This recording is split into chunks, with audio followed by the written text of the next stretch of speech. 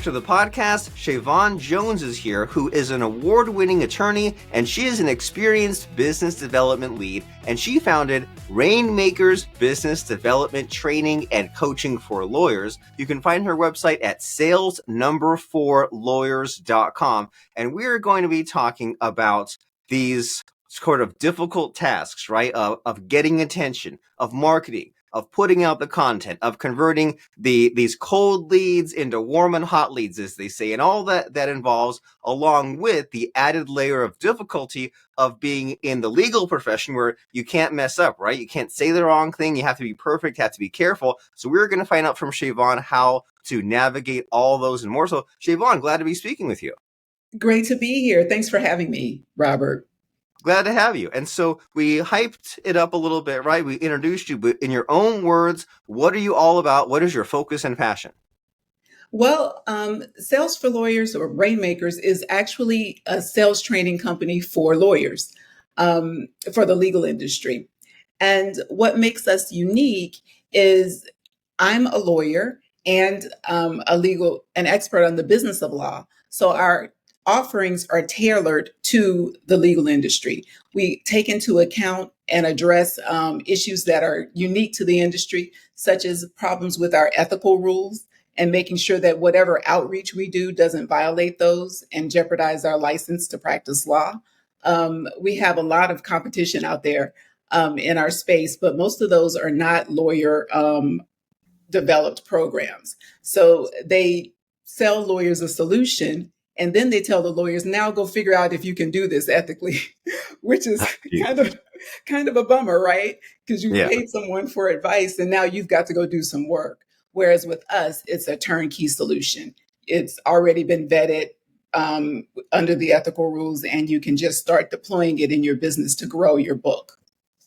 Wonderful. And is it safe to say that this whole all these kind of skills, like of getting attention and solving problems and persuasion and sales, it seems to be like it's sort of kind of new, right? I mean, like it's always been around, but it used to be like you could have a profession and then you were kind of in a way like guaranteed for business to come to you, right? You could just have your storefront, set it up in a mall, wherever those are these days, and then you just have like you'd be in the yellow pages, or you'd pay for the billboard, people would just find you. But now it seems like we have to be a little more creative in what we do and a little more advanced, right? We have to know the landing pages and the social media and the email and the follow-up. So like, it's safe to say like the last like 10 or 15 years, we've just kind of been hit with all these new things we have to learn. Absolutely.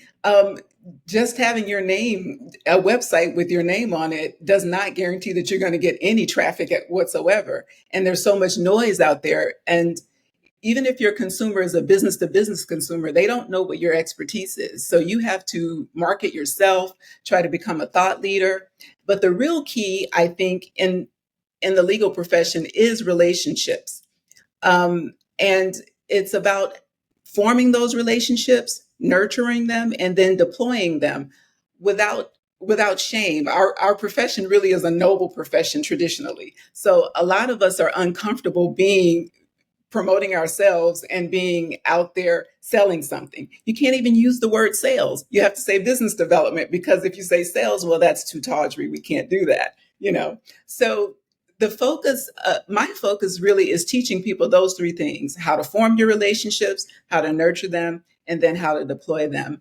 With forming relationships, if you position yourself well on LinkedIn and on other in legal organizations, to where you can have people come to you.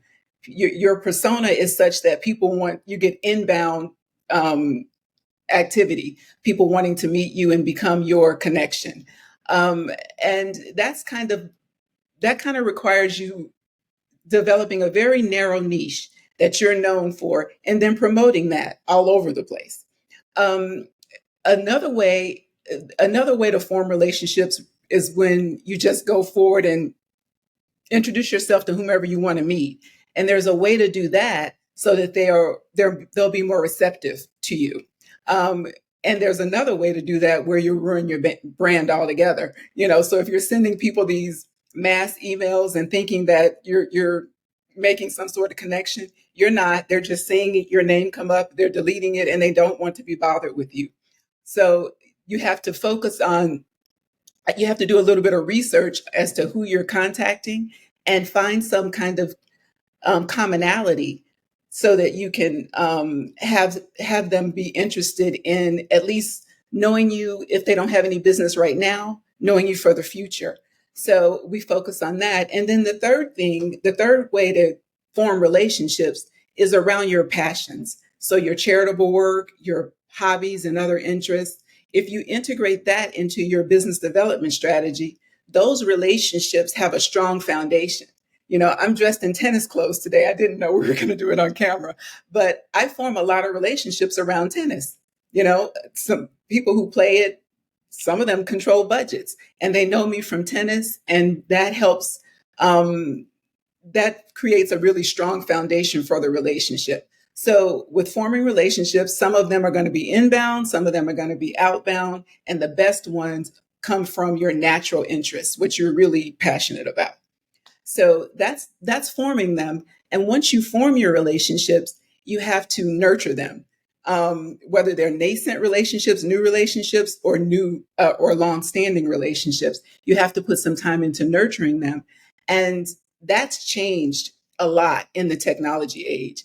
Back in the day, I'm over 20 years out of school now, but when I used to go out and network 20 years ago, I would come back with the stack of business cards and I would, send out that one email that said, "Nice to meet you. Let's stay in touch." Nobody actually does because we both, one or the other drops the ball in that instance. And then I'd put a rubber band around the cards and put them in my desk. I think me and my assistant eventually got like a binder of little card slots and we put the business cards in there. No, you can't do that anymore. And the modern problem though, with nurturing relationships is that people keep their contacts across too many different platforms. So you have some in your phone, you have some in your Outlook, you have some in your social media accounts.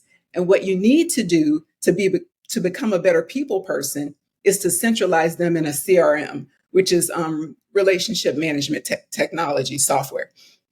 And if you put all your contacts in there, you're going to have basically a file on each contact. You're going to have all the emails between you. You can even record phone calls if they're business ones and have those recordings in your CRM.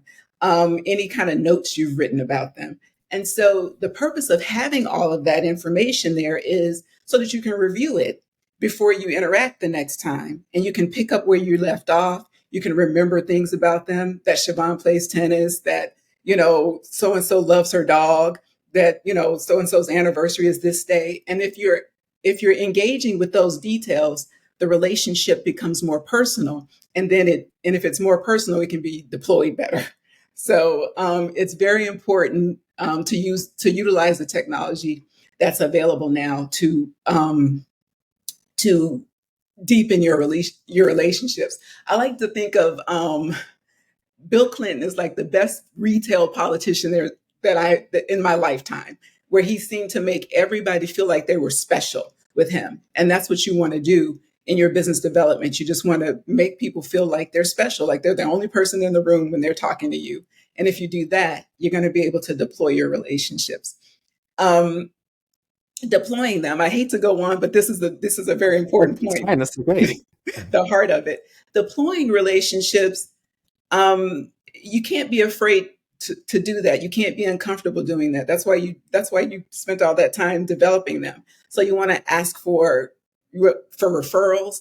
You also want to ask for references. Hey, I'm meeting with so and so, and I'd like for them to talk with you about our business relationship. Would you be willing to do that? Just ask. Also, ask for opportunities to get in front of your contacts, friends, and audiences. So if one of your contacts is the chair of some group or the president of some association, ask them, can you speak to that association about something relevant to them? Because that gives you an opportunity to add their contacts to your contact list. Um, Another tip I like to do is I ask my contacts to, I'm going to throw a dinner party. Will you bring so and so? Someone I know someone they know that I want to meet. And then that puts us in a really intimate situation where we can have 2 hours to get to know each other. And I also get to nurture that relationship with the person who connected us to begin with. So that's how you deploy these relationships. And once you've done that, you'll be able to get a meeting with anybody when you're trying to go after business. If an engagement comes up within your specialty and you have those relationships in place, they're going to take your call, they're going to give you a meeting, and then you can do, show your stuff so that you can win the bid. So that's the key, I think. Yeah, that's the key, and many keys, right? And I like what you're telling us here, because we all, I mean, we need these skills in any industry, right? We need to kind of expand our sphere of influence, but also make sure that they are some deep, worthwhile relationships, and that we've just built up so much of the social capital that business just comes to us. And or if we need to connect some people, if we're trying to make a good impression with someone and they say, hey, I've got such and such legal problem or business problem, and you say, hey, well, I can't help you, but let me introduce you to someone who does. And then you Mhm. go a few weeks or months later, now you've done someone a favor with nothing in return. And what seems to be kind of you figure, okay, how do you attack this problem, right? Of needing more of a social presence, needing more friends, more connection. That seems like some people are just naturally gifted at it, right? They're born with the skill, and the rest of us are like, oh, how can I do that? And we had to learn these things, but then the results maybe are sometimes scattershot, right? It's just a matter of, well, we're busy all month, but if we have that 1 or 2 free days, then we go and try to play catch up with the socializing, or if we're in a good mood or high energy, but we would like it to be something that's a consistent machine, right? That way we have consistent business results. And you're saying that the answer to this is the CRM, to have this kind of unified center for your contacts. That way you're not mixing the business cards, the email, the Facebook, the LinkedIn. You can just look up one name and you can say, here's the communications I've had with this person. Here's the phone call. Here's the note. Here's what their problem was they told me about. Here's what the kid's birthday is. So that way, when it comes time to have that connection again, then like, there's no way you could remember all those hundreds or thousands of people, but even Nope. just like a few quick little facts there, then that's something that you can then look up. And I imagine that there's even like maybe like a outsourceable delegateness of it, right? Like there's you personally going and updating this, but I imagine that so like an employee or someone else can kind of like work on your CRM and like beef it up over time along with you. Is Absolutely. that on the right track? Absolutely. Absolutely. When I started using my CRM back in, I think it was 2016, so I've been a devotee for a long time. My VP of sales set it up. Now I can set up other people's for as part of my service now, because I've already been using it for so long. And then my assistant would update it from time to time, and unless a lot of the tools that they come with mobile apps. So if I go out to a meeting, I might stop in the car and write down what I want to right there in the app.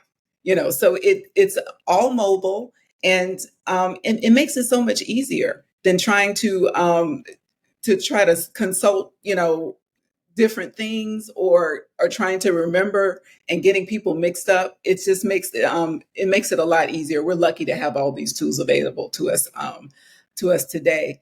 Now, what they're doing with tools now, and this is really really exciting, is integrating more of the AI into it, and that has its strong points and weak ones, because the AI is at this early stage of development, and um, they want to have as broad an audience as possible. So they have not looked at it and narrowed it down to saying, okay, this is how our product should be used for salespeople, and this is how our product should be used for lawyers and other kinds of professions.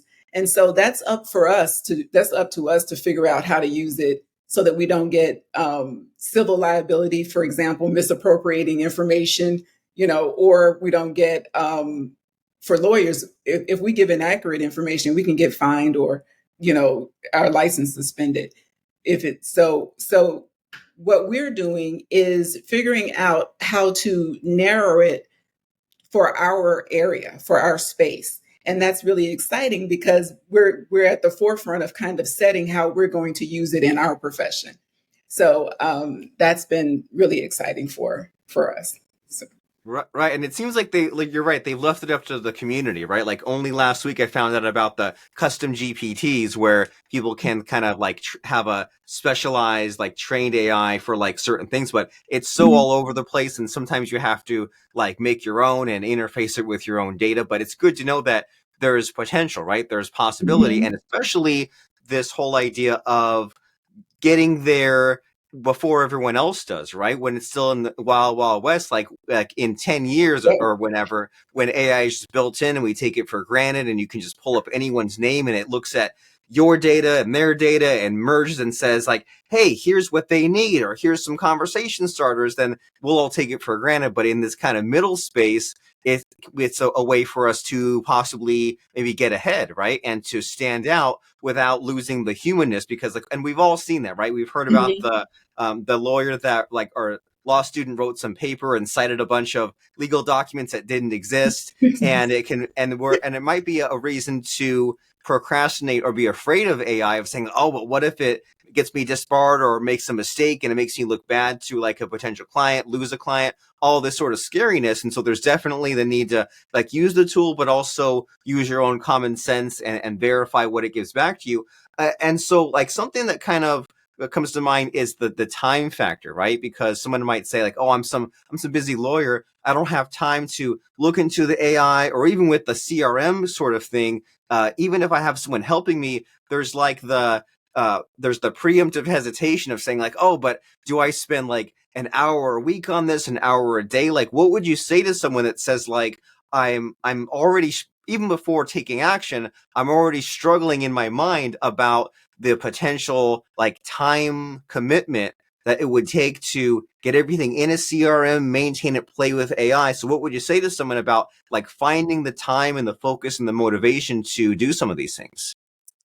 Well, here's the thing. It's scary not to, because you're going to get left behind if you don't. So you have to figure out how to do it.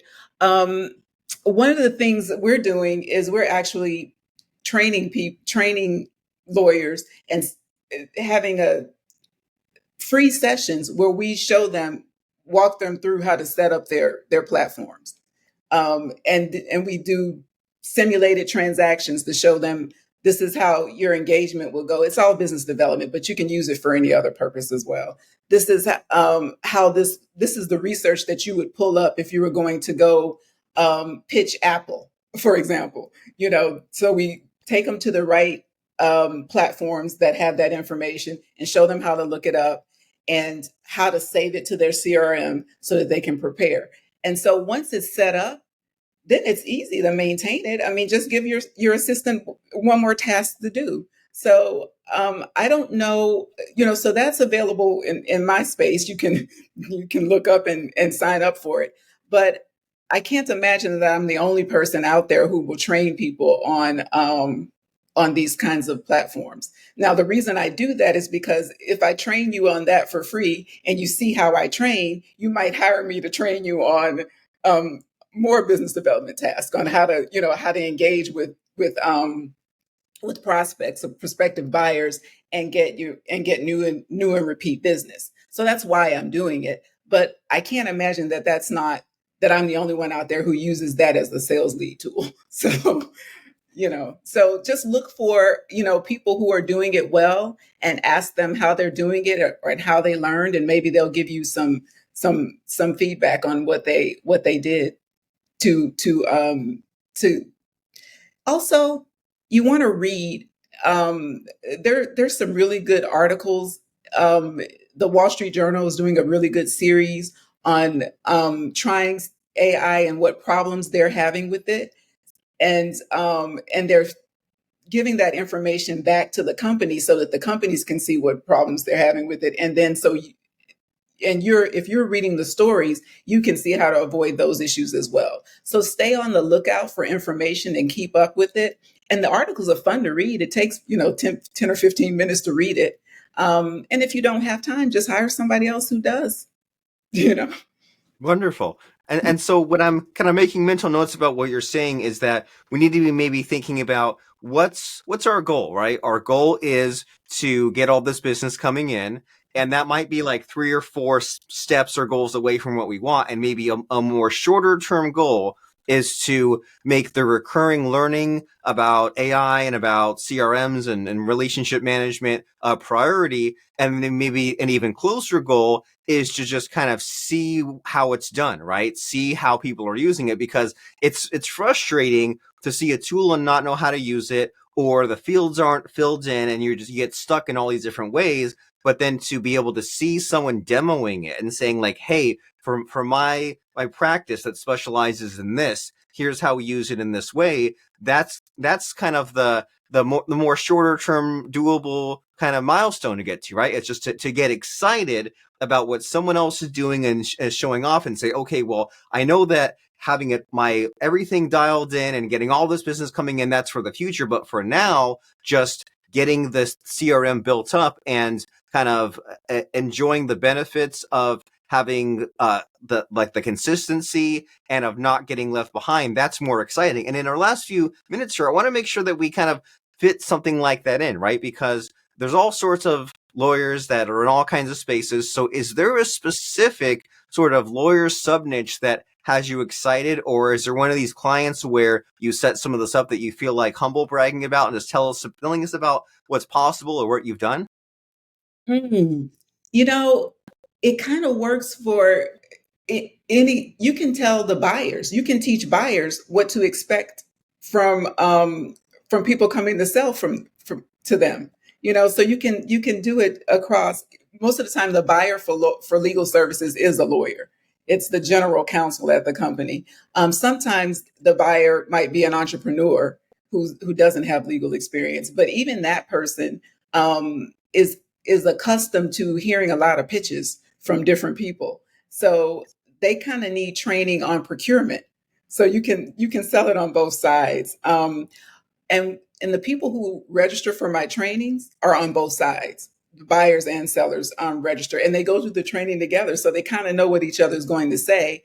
And I think, see, if you look at sales and business development as, look, I'm going to help you solve a problem, there's no need for anybody to have an advantage in that. Both people can have the same information, because when you're doing consultative selling, which is what experts do, whether you're a lawyer, accountant, a management consulting, it's really an expert selling to another expert for the most part. You're going to have a conversation, right? And you're going to figure out what the problem is. You're going to talk through things and say, that's the problem that we're having. Sometimes you don't even know what the problem is. You just know you're not getting a particular outcome and you're trying to figure out why. So you have this conversation and you figure out what the problem is, and then you settle on a solution and determine how much you're going to pay for it. So it's okay if both sides have the same information. So I sell it to buyers and sellers alike. That's been my experience. Wonderful. And I love your mindset here, right? About just like kind of just breaking down a problem into smaller pieces. I ask you these really hard questions, and it even seems overwhelming of like, how do we get new business, or how do we figure out the CRM? And you say, hey, well, here's little pieces, and just get some of these pieces knocked out. And it's kind of refreshing and helpful to let us know that there is hope and there are things that can be done. And we definitely want to mention the URL in a moment here, and how people can find out about these trainings. But right before we do, lawyers so well, and you talk to all different sorts. Is there one particular thing that drives you crazy in your niche, or something that maybe lawyers could do better, or when they do that thing better, they really stand out? Anything come to mind as far as like going the extra mile lawyer wise? Mm. See, my issues with lawyers, um, even though I'm one, is we fight when we don't have to fight.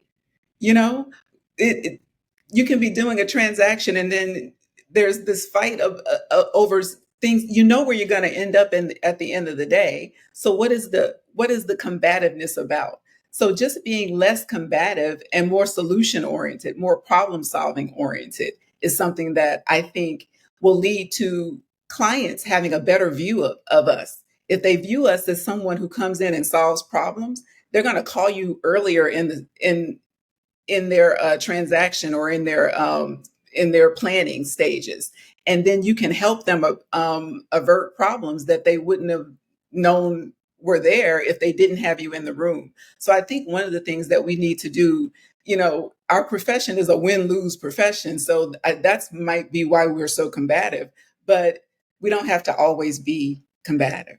I think that's the one of the things that I would encourage our profession to do: be less And that's combative. great.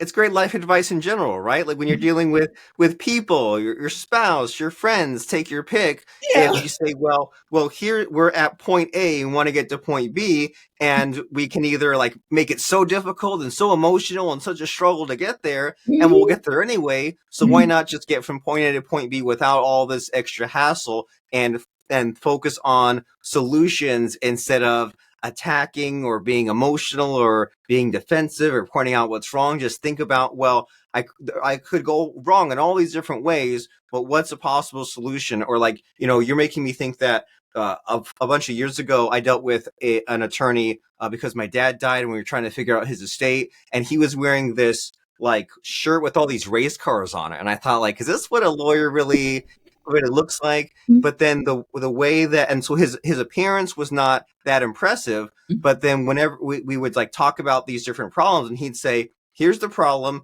and we basically have solution 1, 2, and 3. And I'd say, okay, solution 2. Okay, now that leads us to, now we have choices 1, 2, and 3. And I still think about that years later, this idea of just like, okay, you could make someone feel bad or shameful or like all these different things, or just like, hey, well, what are our choices to getting to where we want to go anyway? I mean, it really makes you think about yourself and your attitude and how to deal with others. It's good life advice and lawyer advice in general. And as far as getting that lawyer advice, right? As far as bettering our best, upping our game, figuring out what's possible and how to stay ahead of the competition and how to have the best, most successful business we can, where do you come in? Like, what's your contact details, website? How do we find out about these exciting free trainings you mentioned? I'm at sales, the number 4, lawyers.com. And we have offerings for um, individual attorneys and for firms. So you can come in as an attorney, you can come in with a partner and train together. A lot of times you feel better networking in twos because you can brag about that person and that person can brag about you, and you don't have to say too much about yourself, so you don't feel like you're tooting your own horn. So I like we that. have partner plans like that. And we do it online if you want to use the platform, or we do it in person. So we have both options. The online was obviously developed during COVID because there was no in-person trainings. And so we have a platform now that's available. And it's probably becoming more popular than the in-person. So Okay. So yeah. you're riding that wave of the future, right? Instead of being stuck in the past and saying, well, here's what we want to make work. If it's heading more towards the online, the Zoom, the fast pace, just give me the training, then why make someone get on a plane and do all those things and make that Mhm. an option? So that's great. You're going with the times. You practice what you preach. And so Yeah, the website, you said sales number 4lawyers.com. Is that right? exactly. Well, That's it. wonderful. And so as people are heading there to sales number 4lawyers.com, we want to make sure to really deliver a powerful, impactful punch at the end. And that's where I like to put my guests on the spot a slight bit and ask about like a quote, moral, or lesson that has really helped them that they want to pass along. So does anything come to mind for you, Shavon, about just a quote, moral, or lesson that you think will really help entrepreneurs, lawyers, anyone who is really stuck? Absolutely. I came into business development about 15 years after I'd been practicing law. And the reason it took me so long is because, one, I was paying back student loans and didn't want to take the risk.